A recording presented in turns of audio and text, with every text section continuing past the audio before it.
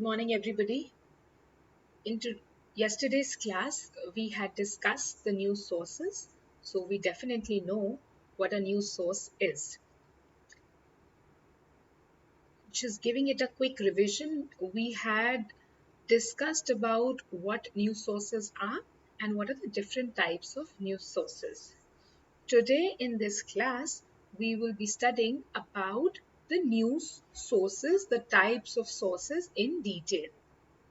So there are two types of sources, primary source and the secondary source. You may want to collect the information through these sources, which is by observation and by interviewing a person.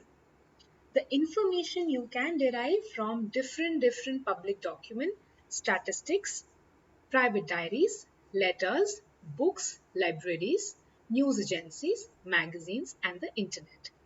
So you may have to collect the information from all these sources.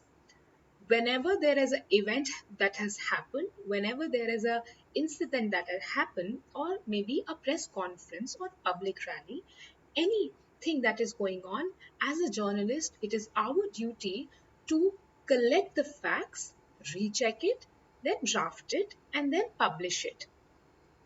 But to collect these stories, we need these information. To collect all these pointers, we need some kind of source. So when we talk about the primary sources, these can be few examples. Freelancers. So there are a lot of journalists, lot of people who freelance, who may have some information about some incident, and you may want to take that information from a freelancer. You also have tip-offs, you also have contacts. You might have seen even in movies when there are some officials who give you inside information. These are known as tip-offs. These tip-offs gives you some information which you might not get officially, but this is the inside information. You also have sometimes contacts. Through these contacts, you also get some information. Likewise, we have pressure groups, we have court and trials, local government, community affairs, news conferences, and routine calls. These are different kind of primary news service through which you can acquire the information. So because here we are taking the information directly from somebody, directly from the source, it is a first hand information. We call it as a primary news source. Now, secondary news sources. Secondary news sources are those news sources which is secondary, which is the second-hand information for a journalist. For example, letters, news releases, classified ads, maybe a press release, syndicate tapes, news agencies. Now, the information has already been gathered by somebody else and you are taking a reference from it. Again, in movies, you might have seen we have archives, we have archives of newspapers in news organizations. And if we want to see the information, we want to get any kind of news, we go back, refer to those archives, we open the newspaper, take out the information, take out the facts, and then use those facts in our current report. This is again a second hand information. This is known as secondary news sources. Now, for a journalist, the news sources are very important.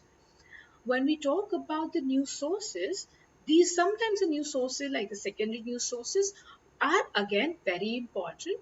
But the first hand information, that is the primary news sources, are become very important for the journalist. There's a reason why. Because the second hand information has already been published somewhere and we are using that information. Because it is being already been published, we will not have a problem in the sense, I'll give you an example and explain the same. For example, I just talked about a few seconds ago, I talked about tip offs. The contacts, these are the people who give you some inside information. These people, these contacts, these tip offs have a lot of trust in these journalists, and they give the information to these journalists only because they have a lot of confidence, they have a lot of trust in the journalist. It becomes very important for us to not to reveal these primary news sources. Now we will also be studying about attribution, but that will be in the later class where we will talk about on the record and off the record. But that is a separate topic. We'll talk about it later. But today, I am only discussing about the protection of news sources. Why is it important? Number one, it refers to maintaining the confidentiality of news sources. You need to protect the news sources because they have trust in you, they have confidence in you, they are giving you the information, the inside information, because they really trust you, and they feel that you will not reveal their names. And if you don't reveal their names, they can work in their organization, they will not be suspended, they can work properly in their organization. Secondly, a news source is considered as a reporter's privilege. Um, there, you might have seen there are a lot of senior journalists who have a lot of news sources. When over the years, a journalist develops different types of news sources, a number of news sources, and it becomes easy to report. It becomes easy to get the authentic information if you have a lot of news sources. So that is why we call that if a journalist has many news sources, it is that this shows his experience in the field, and that is why we call it that it is a reporter's privilege. The journalist cannot be compelled to reveal the identity of anonymous sources, even by authorities, including the courts. Um, Now, the journalist cannot be forced to reveal the identity of any news source, even by the authorities, including the courts. Here, if you have few news sources which have given you very secret, top secret information, very confidential information, very important information, and you have given it to the media, to the people, to your organization, and if somebody asks you for your news sources, you have the authority, you cannot tell it. So if you want to save the name of your news source, you can do so. This right is given because it is not allowed, many people will be deterred in coming forward and sharing the information pertaining to public benefit.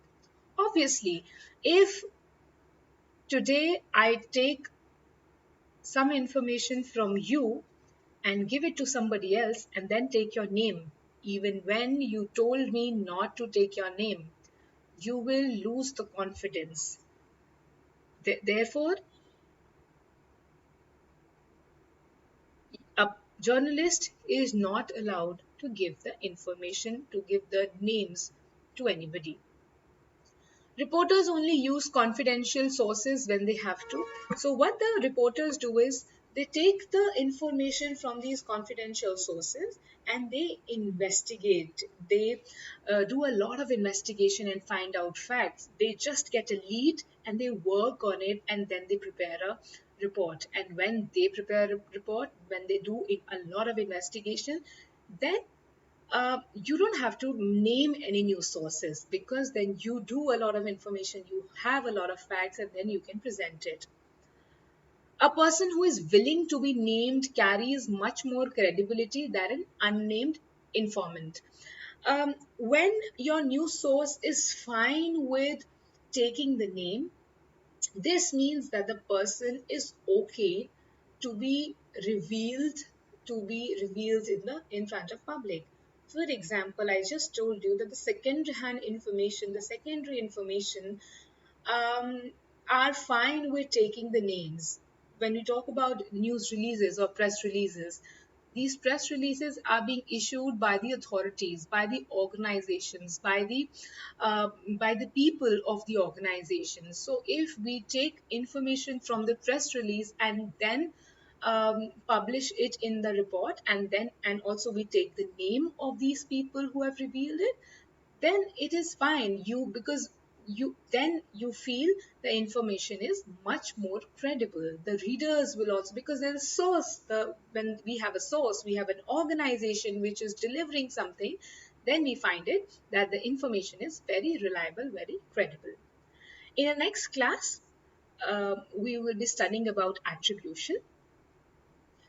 Please study about little about on the record and off the record in the next class, and then we'll discuss about it. Thank you very much.